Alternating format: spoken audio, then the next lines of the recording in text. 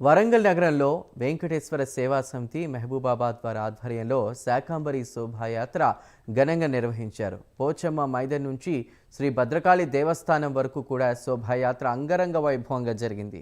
ఆదివారం రోజున శ్రీ భద్రకాళి అమ్మవారిని వివిధ రకాల కూరగాయలతో శాకాంబరిగా అలంకరిస్తారు. ఈ అలంకరణకు 1 టన్ను కూరగాయలను శోభాయాత్ర ద్వారా సుమారు 2500 మంది సేవకులు ఊరేగింపుగా ఆలయానికి తీసుకొచ్చారు.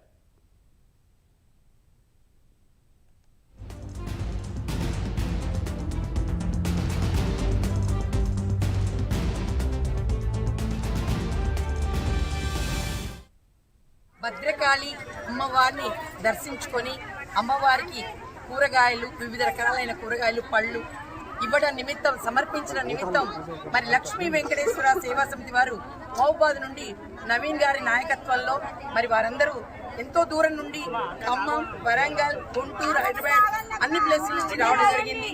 మరి భద్రకాళి శరణమ్మ అని ఆ తల్లిని ప్రేమతో కోరితే మరి వాళ్ళకు ఒక్కొక్కరికి ఒక్కొక్క రకంగా క్లియరెన్స్ అయింది కనుక అమ్మవారి యొక్క పేరు ప్రతిష్టలు తెలియడం కోసం అమ్మవారి